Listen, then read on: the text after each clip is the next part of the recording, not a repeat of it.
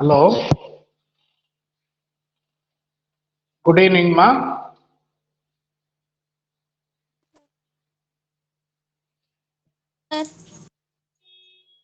Good evening మా అందరికి. Right.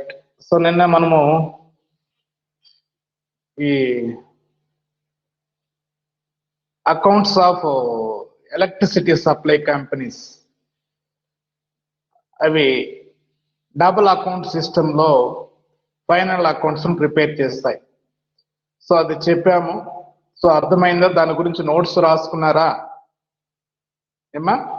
Brief గా మళ్ళీ ఒకసారి నిన్న చెప్పినటువంటిది మళ్ళీ ఒకసారి చూడండి. ఈ పబ్లిక్ యూటిలిటీ కన్సర్న్స్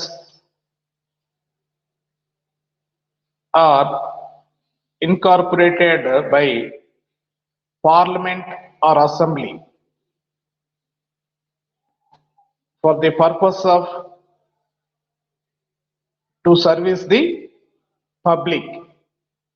సో కాబట్టి ఇవి అందుకని వీటిని మనము ఇక్కడ పబ్లిక్ యూటిలిటీ కన్సర్న్స్ అంటాం. సో కాబట్టి ప్రజా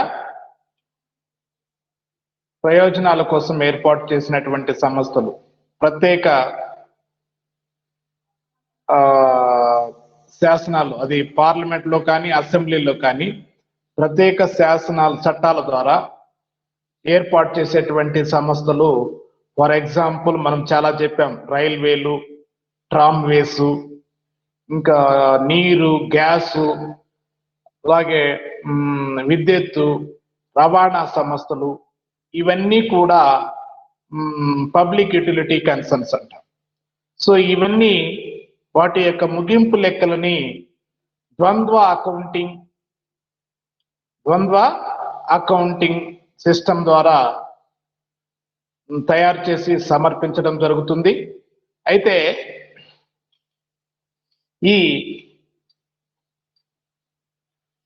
ఈ ఖాతాలు తయారీకి సంబంధించినటువంటి వీటికి వాటి చట్టాల్లో ఉండేటువంటి నియమ నిబంధనలకు అనుసరిస్తూ అవి ముగింపు లెక్కలు తయారు చేసుకుంటాయి. ప్రతిదానికి పార్లమెంట్లో చట్టాల ద్వారా లేదా అసెంబ్లీలో చట్టాల ద్వారా ఏర్పడినటువంటివి కాబట్టి ఇవన్నీ అక్కడ ఉండేటువంటి నియమ నిబంధనల ప్రకారం ఇవి ముగింపు లెక్కలు తయారు చేసి సమర్పించడం జరుగుతుంది.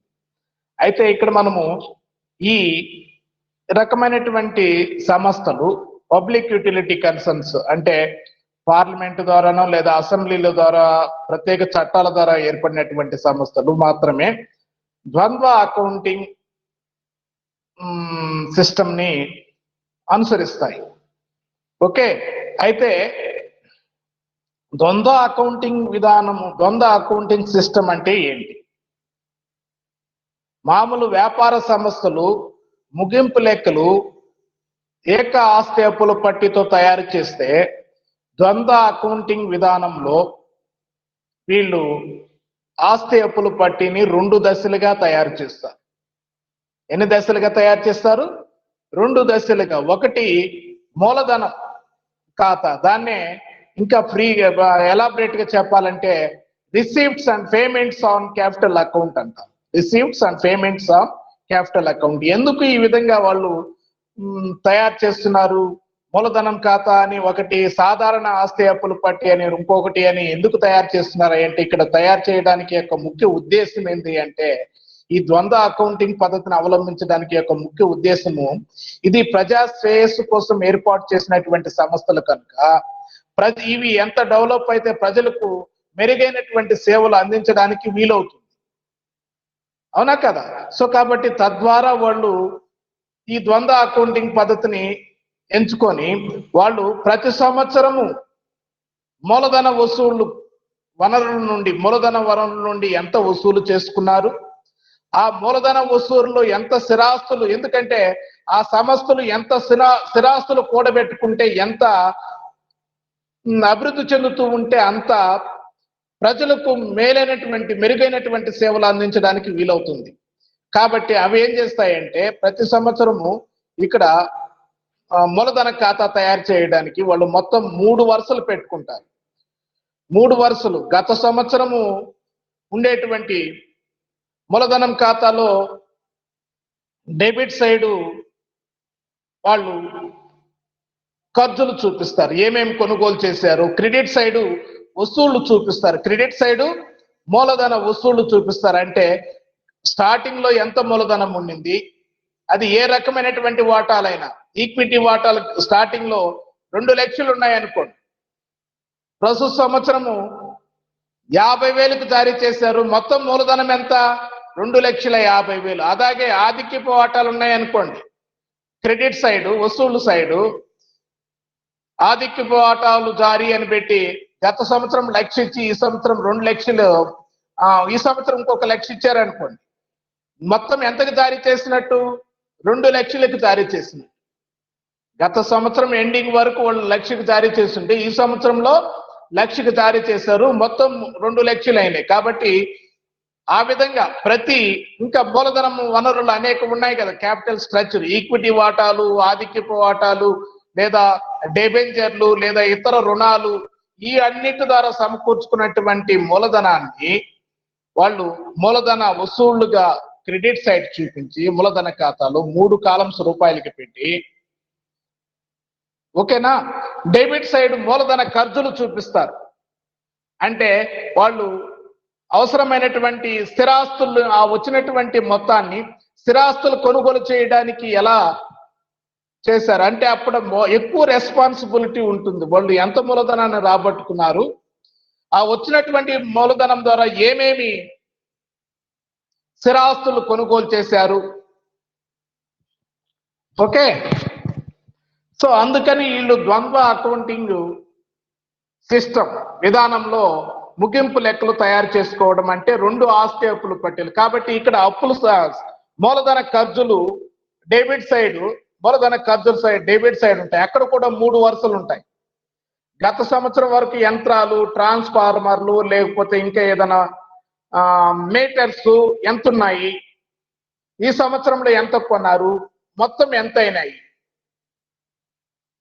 సో ఇలా 3 రూపాయలకి 3 వరుసలు పెట్టుకుంటాయి, 3 కాలమ్స్. ఓకేనా. అక్కడ మూలధన ఖాతాలో క్రెడిట్ సైడ్ మూలధన వసూళ్లు, ఇంతకు ముందు టోటల్ ఎంత ఉండింది, ఇప్పుడు ఈ సంవత్సరం ఎంతకు జారీ చేశారు, ఈ సంవత్సరం జారీ చేసినటువంటి మొత్తాన్ని ఏ స్థిరాస్తులు కొనుగోలు చేయడానికి వాళ్ళు ఉపయోగించుకున్నారు అనేది అర్థమయ్యేదానికి వాళ్ళు మూలధన ఖాతా అనే ఒక ఆస్తి అప్పుల పట్టిని ప్రిపేర్ చేస్తారు. మళ్ళీ ఇక్కడ మూలధన ఖాతాలో వచ్చినటువంటి మొత్తం టోటల్స్ చేస్తాం. ఆస్తులు మూలధన వసూళ్లు సైడు ఎంతైతే టోటల్ వస్తుంది, వ్యత్యాసం ఎంత ఉందో చూసుకుంటాం. ఖర్చులు ఎంత పెట్టారు, రిమైనింగ్ ఎంత మిగిలిందో చూస్తాం. ఇక్కడ మళ్ళీ సాధారణ ఆస్తి అప్పుల పట్టిలో ఈ ఖర్చులన్నింటినీ మూలధన ఖర్చులన్నింటినీ ఆస్తుల సైడ్ చూపిస్తారు.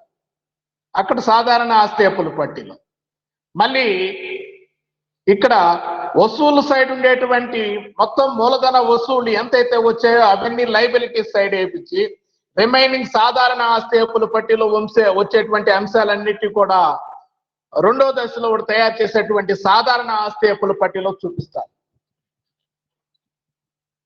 సో ఇది అందుకనే మనం ఇక్కడ ద్వంద్వ అకౌంటింగ్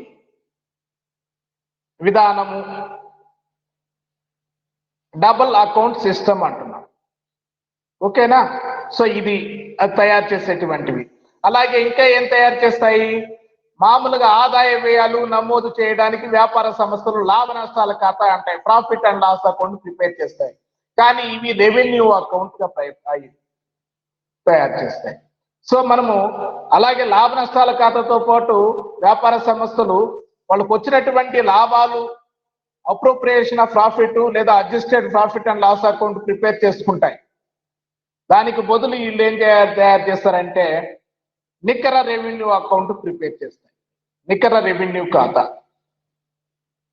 అంటే ఆ వచ్చినటువంటి రెవెన్యూ ఖాతాలో వచ్చినటువంటి ఆ మొత్తము మిగులు, లాభము, గత సంవత్సరంది ప్రస్తుత సంవత్సరంది వాళ్ళు ఎలా వినియోగించుకున్నారు, డిబెంచర్లపై వడ్డీ, ఆధిక్యపు వాటాలపై డివిడెండ్ లేదా ఆగంతుకాల కోసం ఏర్పాటు ఏమేమి చేశారు, రిమైనింగ్ ఆస్తి అప్పుల పట్టికి ఎంత మళ్లించారు. సో ఇలాగా వాళ్ళ యొక్క ముగింపుల యొక్క ఖాతాలు నమూనాలు ఉంటాయి. కాబట్టి మనం చెప్పాం ఏమేమి తయారు చేస్తారు, మళ్ళీ ఒకసారి చూడండి. మూలధనం ఖాతా తయారు చేస్తారు, క్యాపిటల్ అకౌంట్ లేదా capital receipts on payments on capital account అంటాం దాన్ని. సాధారణ ఆస్తి అప్పులు పట్టి ప్రిపేర్ చేస్తారు. మామూలు వ్యాపార సంస్థలు తయారు చేసేటువంటి సాధారణ ఆస్తి అప్పులు పట్టి లాగానే ఇక్కడ ఏ అయితే అంశాలు చూపించబడతాయో దాంతో మనం నమూనాలో చూస్తాం డీటెయిల్డ్. అలాగే రెవెన్యూ అకౌంట్ ప్రిపేర్ చేస్తారు, నెట్ రెవెన్యూ అకౌంట్ ప్రిపేర్ చేస్తారు. సో ఇది మనకు విద్యుత్ సంస్థలు తయారు చేసేటువంటి ముగింపు లెక్కలు అంటే ఆ ఖాతాలు, వాటికి సంబంధించినటువంటి నమూనా. చూడండి, నేను ఆల్రెడీ మీకు మెటీరియల్ పెట్టాను, రాసుకున్నారమ్మా? హలో, ఎవరున్నారు? నిన్న క్లాస్లో ఉన్నవాళ్ళు ఎవరు? ఎందుకంటే మీరు ఒకరోజు చూస్తే ఒకరోజు రారు ఎవరు. 2 రోజులు వస్తే తెలివి పెరిగిపోద్ది, ఎక్కువ వరుసగా కంటిన్యూగా క్లాసులు కంటిన్యూ అయితే. ఏమా? హలో, నిన్న electricity supply companies double account system అని పెట్టి దీని గురించి general information, special features of double account system అవన్నీ రాసుకున్న తర్వాత మనకి ఇక్కడ capital account or receives and expenditure on capital account అనేది దాని ప్రొఫార్మా ఇచ్చున్నాడు. General balance sheet, revenue account of an electricity company, net revenue account, ఇవన్నీ మీరు నోట్స్ రాసుకుని ప్రొఫార్మా వేసుకుంటే మనకి ఇప్పుడు డైరెక్ట్ గా ప్రాబ్లం కూడా వేయచ్చు. ఎక్కడ దాకా పెట్టాను? ప్రాబ్లం దాకా పెట్టాను. మీకు రాశారా నోట్స్? ఏమా స్వాతి, లీలాశ్రీ, సంధ్య రాసుకున్నారు నాయనా? ఐశ్వర్య, ఏమా ఐశ్వర్య? అక్షయ లేదా? వెంకటేష్,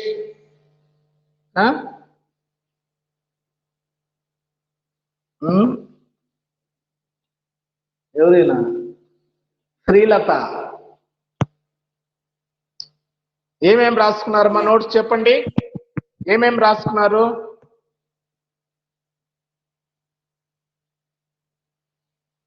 ఏమేం రాసుకున్నారు నోట్స్? మొత్తం పెట్టిందంతా రాసుకున్నారా? పబ్లిక్ యూటిలిటీ ప్రాబ్లం కూడా రాసుకున్నారా? ప్రొఫార్మాస్ రాసుకున్నారా? నమూనాలు రాసుకున్నారమ్మా?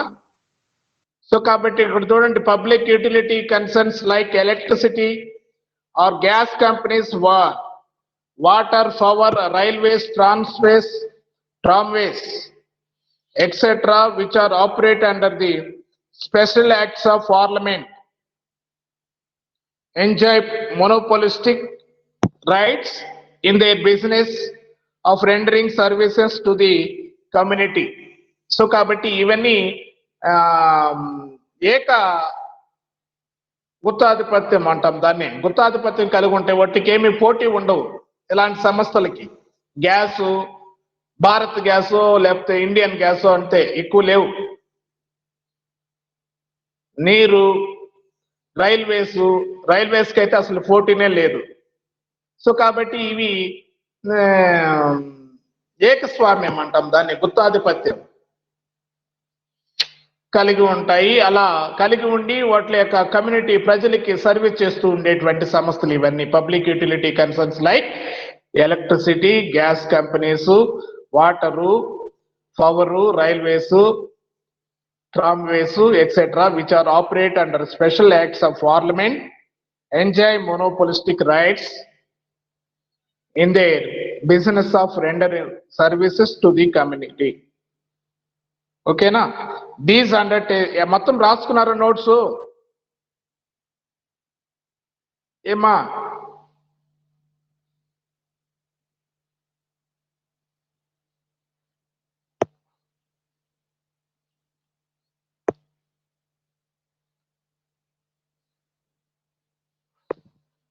Following are the special features of double account system. ఏంది special features? Double account system is a special form of final accounts in greater detailed and accompanied by a number of statistical statements. So kabatti వీళ్ళు ఏం చేస్తున్నారు? greater detailed and accompanied by number of statistical statements. The undertaking which adopt this system of presenting their final accounts require large number of amount of fixed capital and it is permanently invested in fixed assets. So కాబట్టి అవి భారీ మొత్తంలో పెట్టుబడి investments ఉంటాయి అక్కడ. అలాగే అవి వాళ్ళ యొక్క మూలధనాన్ని ఈ స్థిరాస్తులు కొనుగోలు చేయడానికి ఎక్కువగా వెచ్చించడం, ఖర్చు చేయడం జరుగుతుంది. సో అది the balance sheet under this method is prepared and presented in 2 parts. So కాబట్టి ఇట మనము 2 రకాలుగా వాళ్ళు బ్యాలెన్స్ షీట్ ని ప్రిపేర్ చేస్తున్నారు. ఒకటి క్యాపిటల్ అకౌంట్, దాన్ని receipts and expenditure on capital account అంటాము. And second one general balance sheet. ఎందుకు ఇలా ప్రిపేర్ చేస్తున్నారు అనేది మనకు డీటెయిల్ గా అర్థమై ఉంటుంది. ఎందుకు ప్రిపేర్ చేస్తున్నారు? These are the public utility concerns, they're more responsibility to service to their community కాబట్టి. సో కాబట్టి అవి ఎక్కువ రెస్పాన్సిబిలిటీ ఉన్నటువంటి సంస్థలు, సర్వీస్ చేయాల్సినటువంటి సంస్థలు. ఇవి ఎక్కువ డెవలప్ అయితే ప్రజలకే మంచి జరుగుతుంది కనుక, మంచి సర్వీసెస్ చేసేదానికి వీలవుతుంది కనుక ఈ పార్లమెంటు, అసెంబ్లీలో ప్రత్యేక చట్టాల ద్వారా ఏర్పడినటువంటి సంస్థలు, ఇలాంటి పోటీ ఉన్నటువంటి సంస్థలు, ఇవి ఈ విధానంలో డబుల్ అకౌంట్ సిస్టమ్ లో మనకు అకౌంట్స్ ని ప్రిపేర్ చేసుకోవడం జరుగుతుంది. ఓకేనా? సో అలాగే మనకు ఈరోజు నేను ఒకసారి మీకు ఈ ప్రొఫార్మాస్ అన్ని డీటెయిల్ గా చెప్తాను. ప్రాబ్లం రాసి పెట్టుకుంటే రేపేద్దామా? ఓకేనా? ఈ proformas first try to understand what are the accounts of ఈ electricity supply companies maintained by electricity supply companies. So కాబట్టి ఏమేమి అకౌంట్స్ మన ఇక్కడ వాళ్ళు మెయింటైన్ చేస్తూ ఉన్నారు, వాటి యొక్క ప్రొఫార్మాస్ మనము నమూనాలు చూసినట్లయితే ఫస్ట్ చూడండి, capital account or receipts and expenditure on capital account అంటున్నారు. సింపుల్ గా క్యాపిటల్ అకౌంట్ అనొచ్చు, లేదా receipts and expenditure on capital account. ఓకేనా? సో కాబట్టి ఇక్కడ డెబిట్ సైడ్ చూడండి, డెబిట్ సైడ్ ఎక్స్పెండిచరు, దానికి రూపీస్ కి 3 columns. Credit side receipts, credit side ఏమున్నాయి? రిసీప్ట్స్. ఇక్కడ క్యాపిటల్ అకౌంట్ లో 2లు బైలు వాడతారు.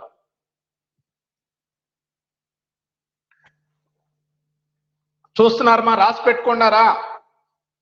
మా లీలాశ్రీ, స్వాతి, సంధ్య, ఐశ్వర్య, వెంకటేష్, అఫ్రీన్. అబ్బాయిలు ఎవరు అటెండ్ కావడం లేదు. తొందర పడకండి, మీకుంది. రేపు ఇంటర్నల్స్ రాయడానికి వస్తారు కదా కాలేజీకి. క్లాసులకు అటెండ్ కాకుండా మీ ఉద్దేశం ఏంటో నాకైతే అర్థం కాలేదు. అందరికీ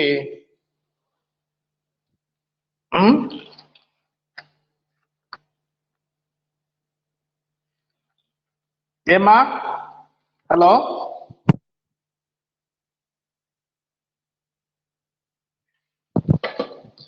చూస్తారా ప్రొఫార్మా? ఇది first capital account or receipts and expenditure on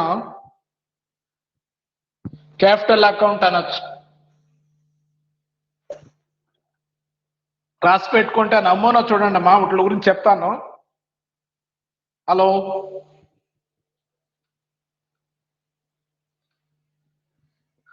notes లో రాసి పెట్టుకుంటారా?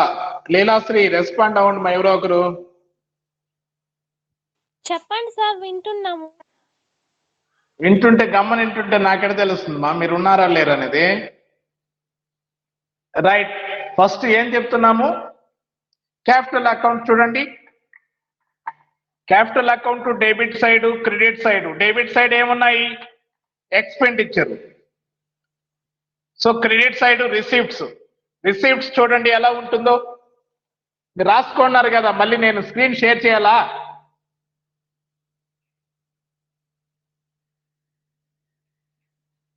ఏమా మీరందరూ నోట్స్ రాసుకున్నారు కదా? హలో,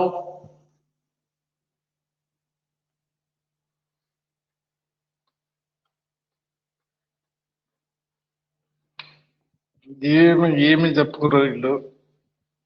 నోట్స్ రాసుకుంటారా లేదా? రాసుకుంటే దాన్ని చూడండి. నేను క్యాపిటల్ అకౌంట్ ఎలా మీకు లెక్క అయిపోయే ముందు దాని గురించి ఒకసారి క్యాపిటల్ అకౌంట్ అంటే ఏంటి, దాని యొక్క ప్రొఫార్మా ఎలా ఉంటుందనేది చూద్దామని చెప్తున్నాను. మీరు రాసుకున్నారా లేదా?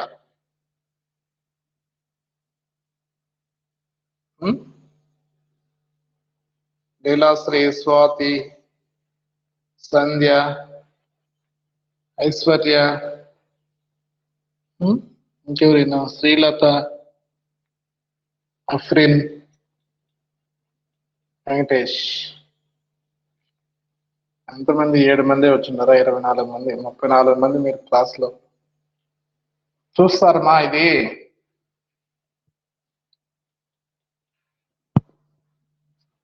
రాసుకున్నాం సార్. రాసుకుంటే చెప్పాలి కదా నాన్న. ఎవరు? ఐశ్వర్యనా, శ్రీలతనా? Very good sir. థియరీ ఎక్కడ రాసుకోవాలి సార్? ఇంట్రడక్షన్, థియరీ అదంతా అవసరం లేదు మా. ఊరికే కొద్దిగా ఇంట్రడక్షన్ రాసుకోండి, జనరల్ ఇన్ఫర్మేషన్ కొద్దిగా రాసుకోండి. ఈ పాయింట్ వైజ్ పాయింట్లు కూడా తగ్గించి ఫస్ట్ 2 పాయింట్లు పూర్తిగా రాసుకోండి. 3rd పాయింట్ లో కూడా లిమిట్ గా రాసుకోండి. మీరు ఎక్కువ థియరీ రాసుకున్నా చదవరు కాబట్టి లిమిట్ గా రాసి పెట్టుకోండి. ఈ ప్రొఫార్మాస్ అన్ని వేసుకోండి. Capital account, general balance sheet, revenue account, net revenue account. ఆడి వరకు మీ ప్రొఫార్మాస్ వేసుకోండి. ఏందమ్మా? ఎగ్జామ్స్ కి థియరీ క్వశ్చన్స్ రావా సార్?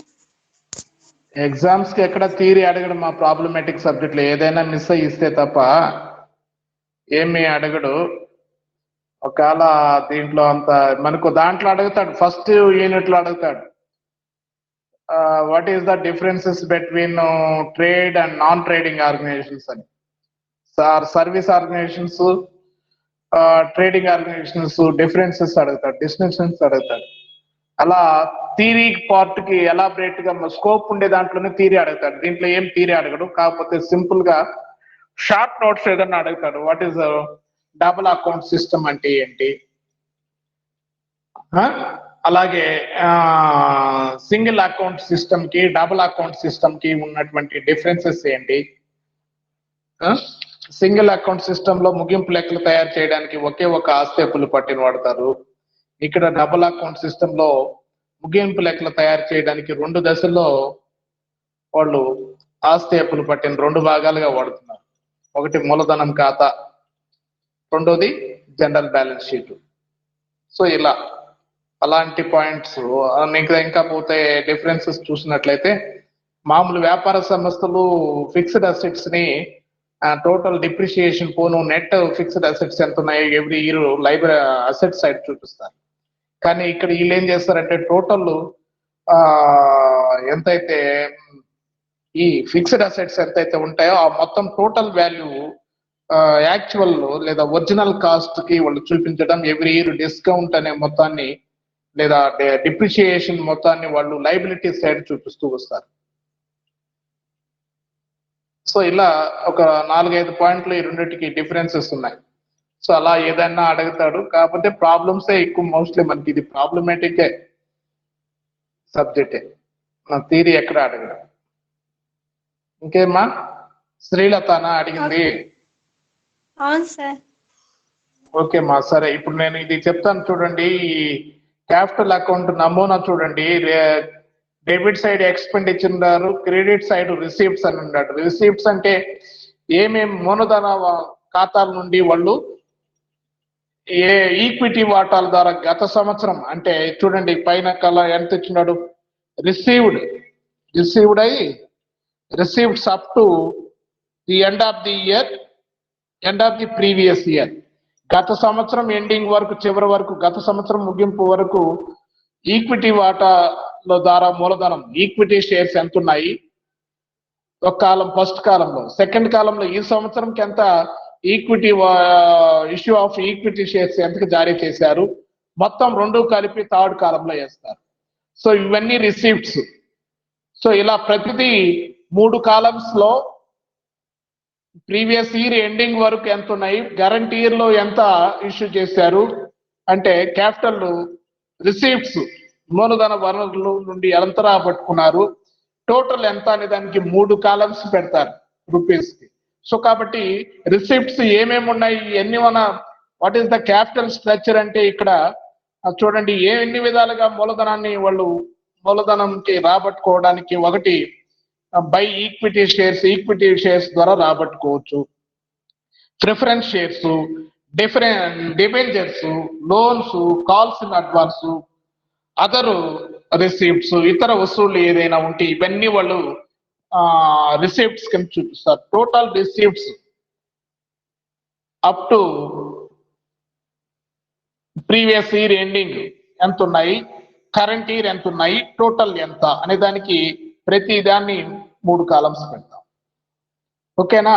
అలాగే ఎక్స్పెండిచర్ సైడ్ చూడండి. ఎక్స్పెండిచర్ అంటే ఇక్కడ వచ్చినటువంటి ఈ టోటల్ రిసీప్ట్స్ లో నుంచి వాళ్ళు ఏమేమి పర్చేజ్ చేశారు, ఏమేమి ఫిక్స్డ్ అసెట్స్ పర్చేజ్ చేశారో దాని యొక్క డీటెయిల్స్ అన్ని మనకు డెబిట్ సైడ్ చూపిస్తాడు. 2 ప్రిలిమినరీ ఎక్స్పెన్సెస్. ప్రిలిమినరీ ఎక్స్పెన్సెస్ అంటే ప్రైమరీ ఎక్స్పెన్సెస్, ప్రాథమిక ఖర్చులు. కంపెనీ స్థాపన టైంలో పెట్టినటువంటి వ్యయాలు ఏదైనా రద్దు చేశారా ఏంటి, ఎందే ఇలాంటి సంస్థలు స్టార్ట్ చేయాలంటే భారీ మొత్తంలో ఇన్వెస్ట్మెంట్ అవసరం. సో కాబట్టి అలాంటి మొత్తాన్ని మనము అయినటువంటి స్థాపన కోసం అయినటువంటి ఆ ఖర్చుల్నే మనం ఇక్కడ ప్రిలిమినరీ ఎక్స్పెన్సెస్ అంటాం. కంపెనీ స్థాపన దానికి అయినటువంటి ఖర్చులు మొత్తం. సో అవన్నీ ఏదైనా ఉంటే దానికి ఎంత ఖర్చు పెట్టారు అనేది, మొత్తం మూలధన వసూలు ఎంత, దానికి ఎంత ఖర్చు పెట్టారు, ల్యాండ్ ఎంత కొన్నారు, buildings, plant, mains, transformers, meters, general stores, special items. So కాబట్టి టోటల్ ఎక్స్పెండిచర్ కాబట్టి రిసీప్ట్స్ కన్నా ఎక్కువ ఉందా చూడండి. The balance of capital account carry to general balance sheet. Remaining ఎంతైతే మిగులుతుందో దాన్ని జనరల్ బ్యాలెన్స్ షీట్ లో చూపిస్తారు. సో టోటల్ రిసీప్ట్స్ ఎంత వచ్చినాయి, ఇక్కడ the balance off to account carry to balance sheet. So ఇక్కడ కూడా ఒకవేళ వాళ్ళకి రిసీప్ట్స్ కన్నా ఎక్స్పెండిచర్ ఎక్కువగా ఉందనుకోండి, సో ఈ మొత్తాన్ని వాళ్ళు జనరల్ బ్యాలెన్స్ షీట్ లో చూపిస్తారు. కాబట్టి ఇక్కడ చూడండి, ఎక్స్పెండిచరు అంటే వాళ్ళు అసెట్స్ కనుక ఈ టోటల్ ఎంతైతే అయ్యిందో ఆ మొత్తాన్ని ఇక్కడ మనకు జనరల్ బ్యాలెన్స్ షీట్ లో capital account balance carried forward from capital account. So ఎంతైతే మనం తీసుకొని వచ్చామో ఆ మొత్తాన్ని మనము ఎక్స్పెండిచర్ మొత్తాన్ని ఇక్కడ అసెట్ సైడ్ చూపిస్తాము, ఇక్కడ రిసీప్ట్స్ మొత్తాన్ని లయబిలిటీస్ సైడ్ చూపిస్తారు. రిసీప్ట్స్ మొత్తాన్ని లయబిలిటీస్ సైడ్ చూపిస్తారు. రిమైనింగ్ జనరల్ బ్యాలెన్స్ షీట్ లో వచ్చేటువంటి అంశాలన్నీ యాజ్ టీజ్ వాటి తర్వాత వేపిస్తాం. అంతే మనలాగా భవనాలు ఇవి అవి అనేది ఉండదు. ఇక్కడ జనరల్ బ్యాలెన్స్ షీట్ లో ఇక్కడ టోటల్ క్యాపిటల్ అకౌంట్ నుంచి తీసుకొని వచ్చినటువంటి టోటల్ ఎక్స్పెండిచర్ ఎంతైతే ఉంటుందో అసెట్ సైడ్, రిసిప్ట్స్ ఎంతైతే ఉంటాయో లయబిలిటీస్ సైడ్ చూపిస్తాము. రిమైనింగ్ మామూలు జనరల్ బ్యాలెన్స్ షీట్ లో చూపించేటువంటి అక్కడ దాన్ని ఊరికే టోటల్ క్యాపిటల్ స్ట్రక్చర్ ఎలా ఉంది, ఎంత వసూలు చేసుకున్నా, ఏమేమి కొన్నారు, మళ్ళీ ఆ మొత్తాలని ఇక్కడ టోటల్ చేసి వేసుకొని మళ్ళీ ఇక్కడ మామూలుగా మనకు జనరల్ బ్యాలెన్స్ షీట్ లో వస్తాయి చూడండి. ఇక్కడ ఏమేమి వస్తాయి, stores in hand, sundry debtors, cash at bank, cash in hand, securities, special items, ఇవన్నీ అసెట్స్ కింద చూపిస్తారు. అలాగే మనకు జనరల్ బ్యాలెన్స్ షీట్ లో రిసీప్ట్స్ లయబిలిటీస్ సైడ్ వేసి sundry creditors for capital account, sundry creditors for open account, revenue net revenue account, reserve fund, depreciation fund, special items, ఇవన్నీ కూడా వాళ్ళు లైబిలిటీస్ సైడ్ చూపిస్తారు. సో ఇది క్యాపిటల్ అకౌంట్, దానికి సంబంధించినటువంటి general balance sheet. ఇది అందుకని ఈ రెండింటిని ఈ విధంగా ప్రిపేర్ చేస్తున్నారు కాబట్టి మెయిన్ మనం ఇక్కడ ద్వంద్వ అకౌంటింగ్ విధానము, డబుల్ అకౌంట్ సిస్టమ్ అని ఎందుకు అంటున్నామంటే బ్యాలెన్స్ షీట్ ని రెండు దశలుగా, ఒకటి క్యాపిటల్ అకౌంట్ గా, రెండు జనరల్ బ్యాలెన్స్ షీట్ గా ప్రిపేర్ చేస్తున్నారు. This is the main reason we called double account system. Okay, next another one ఏంది, రెవెన్యూ అకౌంట్.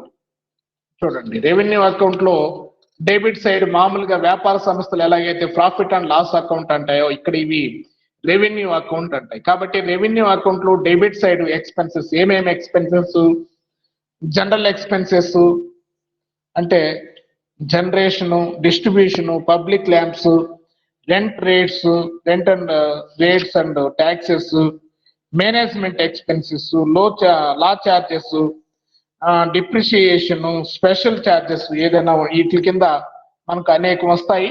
సో ఏదైనా సరే మనం ఇక్కడ బ్రీఫ్ గా అర్థం చేసుకోవాల్సింది ఏంటి అంటే, రెవెన్యూ అకౌంట్ లో మాకు ఇది కూడా నామినల్ అకౌంటే కాబట్టి, నామమాత్రం ఖాతా లాగే ఉంటుంది కాబట్టి మనం ఆల్ ఎక్స్పెన్సెస్ ఏవైతే ఉంటాయో అవన్నీ మనం ఇక్కడ డెబిట్ చేయడం, ఆల్ ఇన్కమ్స్ ఏవైతే ఉంటాయో రెవెన్యూ అకౌంట్ కి క్రెడిట్ చేస్తాం. ఏమేమి ఇన్కమ్స్ ఉంటాయి, ఎలక్ట్రిసిటీ కంపెనీస్ కంటే చూడండి ఇక్కడ income side sale of energy for lighting కోసం విద్యుత్ అమ్మకము, అలాగే కొన్ని కంపెనీలకి ఎనర్జీ పవర్ ఇచ్చేదానికి అమ్ముతారు. పవర్ అంటే అప్పుడు లైటింగ్ కాదు, మిషన్స్ రన్ చేసేదానికి.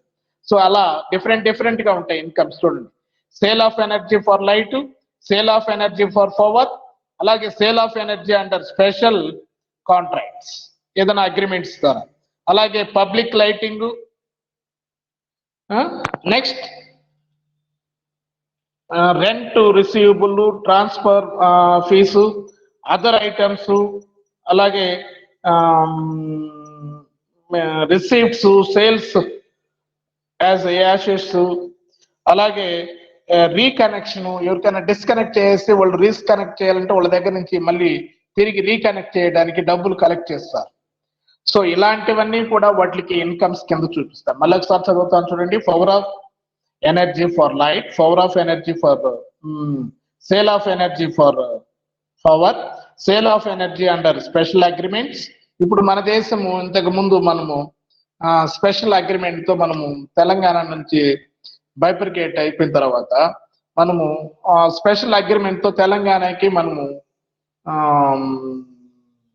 మన ఎనర్జీ పవర్ అమ్మేవాళ్ళం. ఓకేనా, పరిస్థితి ఇప్పుడు ఎలా ఉందో మరి తెలియదు కానీ మనం అప్పుడు స్పెషల్ అగ్రిమెంట్ ఉండింది. ఎందుకంటే వాళ్ళకి అక్కడ పవర్ సప్లై అవి తక్కువగా ఉన్నాయి. సో అందుకని అప్పుడు మనం సేల్ చేసేవాళ్ళం. అది that is power sale of special agreements, under special agreements అంటాం.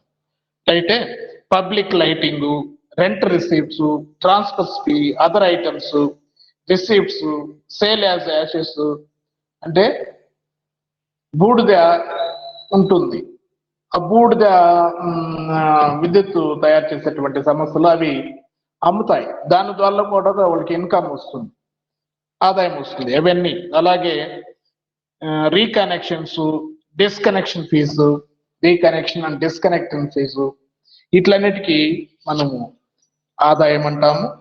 ఈ అన్నిటిని క్రెడిట్ చేసి వాళ్ళకి అయినటువంటి ఎక్స్పెన్సెస్ రిమైనింగ్ రెవెన్యూ అకౌంట్ లో ఎంతైతే బ్యాలెన్స్ ఉంటుందో transfer to net revenue account అని రాస్తాం. ఈ నెట్ రెవెన్యూ అకౌంట్ అనేది ఏం చూపిస్తుంది చూడండి, నెట్ రెవెన్యూ అకౌంట్ లో credit side by balance brought down అని రాసుకుంటాము. అది మళ్ళీ ప్రీవియస్ ఇయర్ బ్యాలెన్స్ ఏదైనా ఉన్నట్లయితే దాని స్టార్టింగ్ దాన్ని తీసుకొని కరెంట్ ఇయర్ ప్రాఫిట్ మొత్తం మనము చూడండి, balance from last account, balance sheet brought from revenue account to interest on bank, అలాగే balance carried to the general balance sheet. So కాబట్టి ఈ విధంగా వాళ్ళు balance taken from the current account last year, balance brought from the revenue account నుంచి ఎంత వచ్చిందో మనకి ఇక్కడికి ఆ అమౌంట్ రెండు తీసుకొని మనం ఇక్కడ దానికి ఏమేమి ఎలా appropriation of profit and loss account అంటాం, అంటే లాభ నష్టాల వినియోగిత ఖాతా. సో సేమ్ ఇక్కడ కూడా మనం ఆ వచ్చినటువంటి గత సంవత్సరం లాభం ప్రస్తుత సంవత్సరం వచ్చినటువంటి లాభం మొత్తాన్ని మనం ఎలా యూజ్ చేసుకున్నాం అనే దానికి మనం ఇక్కడ నెట్ రెవెన్యూ అకౌంట్ ప్రిపేర్ చేస్తాం. నెట్ రెవెన్యూ అకౌంట్ లో చూడండి, debit side balance of last year account, interest on security deposits, interest on fixed loans, contingency reserve, dividend control reserve, reserve for rebate to customers, balance carry to general balance sheet. So ఇలా వాళ్ళు వచ్చినటువంటి మొత్తం దేనికి ఎంత transfer చేశారు, remaining దాన్ని balance sheet transfer చేయాలి. ఇది net revenue account. So these are మనకు ఎలక్ట్రిసిటీస్ కంపెనీ అకౌంట్స్ అంటాము. ఇది మనం నమూనా. మనము ప్రాబ్లం కూడా రాసుకొని అన్నారు కాబట్టి మీరు ఒకసారి ప్రాబ్లం చదువుతారు చూడండి. ప్రాబ్లం చదివితే మనం రేపు వేద్దాం. ఈరోజు ఒకసారి చదివి బ్రీఫ్ గా అర్థం చేసుకుంటాము, రేపు మనం దాన్ని వేద్దాం. Okay, first only balance sheet మాత్రమే ఇచ్చినాడు, బ్యాలెన్స్ షీట్ ప్రిపేర్ చేయమని. ఇంకా వింటున్నారా? వినిపిస్తుందమ్మా?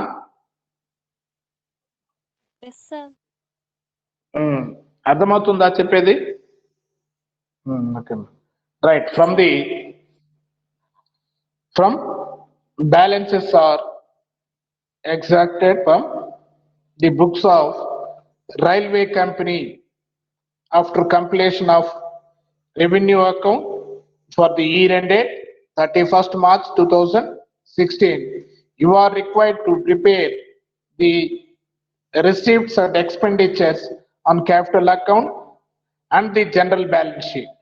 సో కాబట్టి ఇవి మనకు రైల్వే కంపెనీస్ నుంచి తీసుకున్నటువంటి సమాచారం నుండి, అక్కడ వాళ్ళు రెవెన్యూ అకౌంట్ ప్రిపేర్ చేసేసిన తర్వాత మనకి ఇచ్చినటువంటి సమాచారం నుండి మనల్ని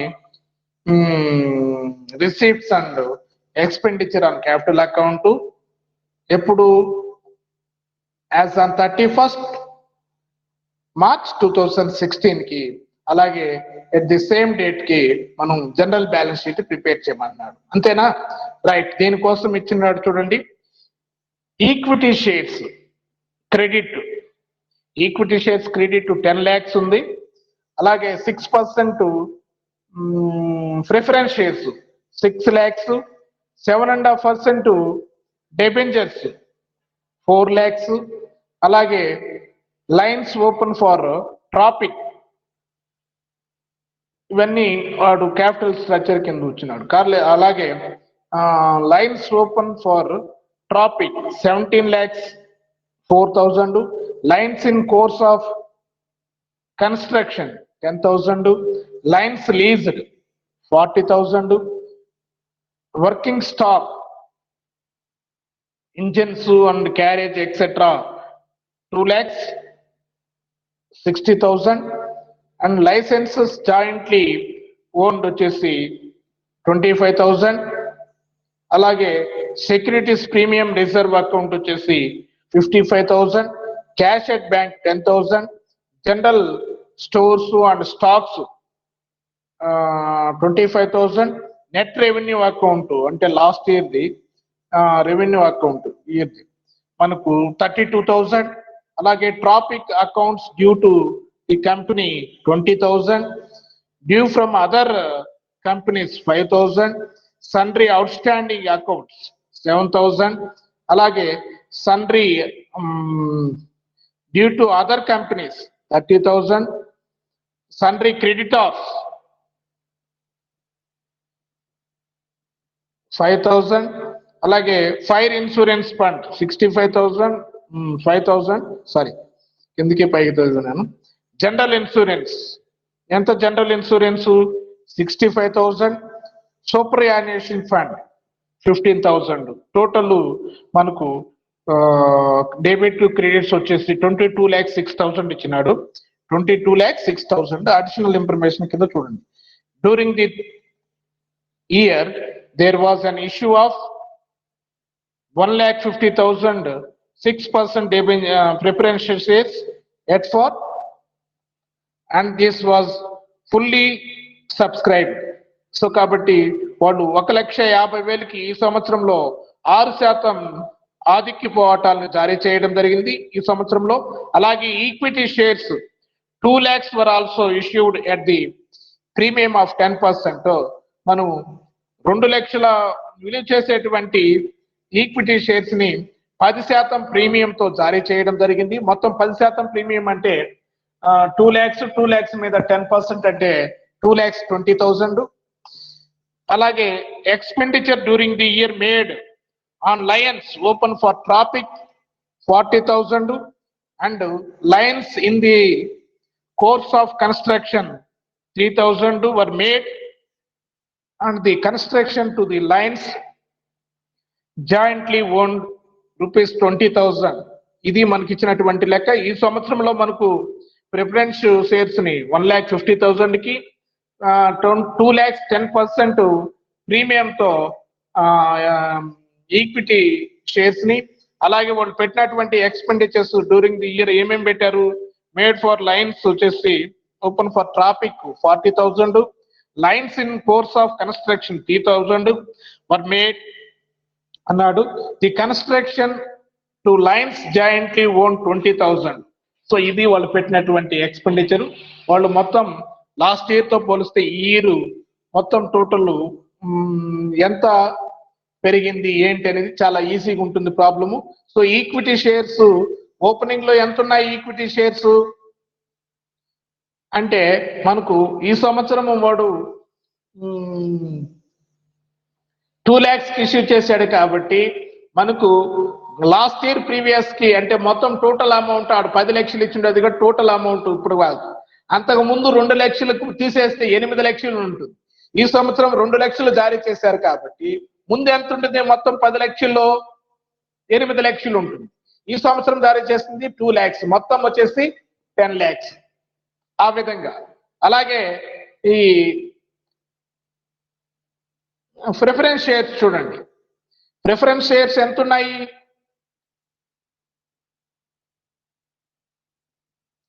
ప్రిఫరెన్స్ షేర్స్ మనకు 6 lakhs ఇచ్చినాడు. 6 lakhs ఇస్తే ఈ ఇయర్ జారీ చేసినట్టు అందులో 1,50,000 కాబట్టి అంతకు ముందు స్టార్టింగ్ ఇయర్ ఎండింగ్ వరకు ఎంత ఉంటాయంటే 4,50,000 ఉంటాయి. ఈ సంవత్సరం జారీ చేసినటువంటిది 1,50,000. మొత్తం మనకు పైన ఇచ్చినటువంటి 6% ప్రిఫరెన్స్ షేర్స్ వచ్చేసి 6 lakhs వచ్చేస్తుంది. చాలా సింపుల్ గా ఉంటుంది. మీకు నేను రీసెర్చ్ నోరు బాగుంటుకున్న దానికన్నా ఏదన్నా బోర్డు మీద ఉంటే చాలా ఈజీగా చేసి మీకు సింపుల్ గా అర్థం చేసుకునేటువంటి ప్రాబ్లమ్స్. సో అంతే, ఇంకేం పెరగలేదు. మిగతా యాజ్ టీజ్ కట్టే ఉన్నాయి. డిబెంచర్స్ 4 lakhs అట్టే ఉన్నాయి. షేర్ ప్రీమియం ఇంతకు ముందు 15,000 ఉంది, ఉందా?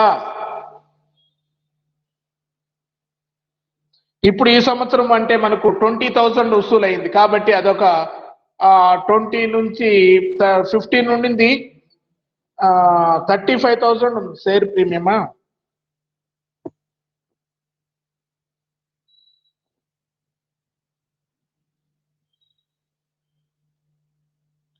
సో ఇలా మీకు రేపు క్లాస్ లో దీని గురించి మనము డీటెయిల్డ్ గా వేస్తాము. ఇది ఫస్ట్ మనము receives and expenditures and capital account వేసి ఈ బ్యాలెన్సెస్ మనకు వచ్చినటువంటి టోటల్ రిసీప్ట్స్ మనం అక్కడ లయబిలిటీ సైడ్, టోటల్ ఇక్కడ ఎక్స్పెండిచర్ ఎంతైతే ఉందో అక్కడ అసెట్ సైడ్ చూపిస్తాము. ఏమేమి కొన్నారు వాళ్ళు ఇక్కడ. లైన్స్ ఓపెన్ ఫర్ ట్రాఫిక్ 16,64,000 ఉంది. ఈ ఇయర్ 40,000 అన్నాడు, మొత్తం 17,04,000 వచ్చింది. లైన్స్ ఆన్ కన్స్ట్రక్షన్ వచ్చేసి 7,000, మొత్తం 10,000 అన్నాడు కాబట్టి ఈ ఇయర్ది 3,000 కాబట్టి రిమైనింగ్ లాస్ట్ ఇయర్ ఎండింగ్ వరకు 7,000. అలాగే లైన్స్ లీజ్డ్ వచ్చేసి ఈ ఇయర్ ఏం చేయలేదు ఎక్స్పెండిచర్, దాని మీద 40,000. Working stock same. Lines jointly owned మొత్తం 1 lakh ఇచ్చాడు. ఇది వచ్చేసి తోడు ఓపెనింగ్ లో ఈ సంవత్సరం మనకు 20 ఇచ్చాడు కాబట్టి టోటల్ 100 ఇచ్చాడు కాబట్టి ఓపెనింగ్ లో ఎంత ఉన్నట్టు 80 ఉన్నట్టు. ఓకేనా? అలాగే ఫ్రీ హోల్డ్ ల్యాండ్ ఉంది, అది ఈ సంవత్సరం ఏమి ఎక్స్ట్రా పర్చేజ్ చేయలేదు. 25,000 టోటల్ 25,000. చూడండి ఇక్కడ మనకు టోటల్ ఎక్స్పెండిచర్ 63,000 ఉంటే ఉంది. దీంట్లో రిసిప్ట్స్ ఎక్కువ ఉంది. రిసిప్ట్స్ ఎంత వచ్చాయి? రిసిప్ట్స్ 2 lakhs, అది 1,50,000 ప్రిఫరెన్స్ షేర్స్, 20,000 ప్రీమియం, ఇది issue of shares premium, securities premium, మొత్తం 3,70,000 వస్తే వాళ్ళు ఎక్స్పెండిచర్ ఎంత చేశారయ్యి అంటే 63,000. ఏమేం చేశారు? 40,000 కి lines open topic, lines on construction 7,000, 3,000, 43 lines jointly owned 20,000, మొత్తం 63,000. Remaining balance carry to balance sheet వచ్చేసి ఎంత ఉందయ్యా అంటే ఆ 63,000 లో వాళ్ళు పెట్టినటువంటి అమౌంట్, ఇక్కడ పెట్టినటువంటి రిసిప్ట్స్ కు పోను డిఫరెన్స్ ఎంత అయితే వస్తుందో మనకు ఎండింగ్ లో డిఫరెన్స్ ఎంత అయితే ఉంటుంది చూడండి. ఇక్కడ టోటల్ వచ్చేసి ఎక్స్పెండిచర్ సైడ్ 2,29,000, రేపు చెప్తాను మీకు. 21,39,000 అవుతుంది. ఈ 2,39,000 లో ఇక్కడ 20,55,000 వస్తుంది. ఆ డిఫరెన్స్ అమౌంట్ అది బ్యాలెన్స్ వాళ్ళ దగ్గర ఇంక ఉంది అంటే దాన్ని రిసిప్ట్స్ 84,000 ఎంతో డిఫరెన్స్ వస్తుంది. ఈ 84,000 వాళ్ళు అలాగే ఉంచుకున్నారు, వాడలేదు. రైట్, చూడండి 84,000 ఇది రిసిప్ట్స్ కాబట్టి ఎక్కువ ఉండేది. రిసిప్ట్స్ ని క్యాపిటల్ అకౌంట్, అలాగే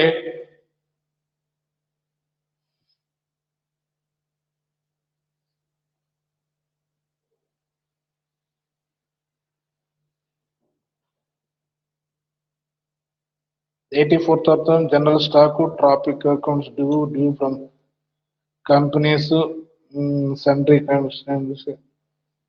సో ఇది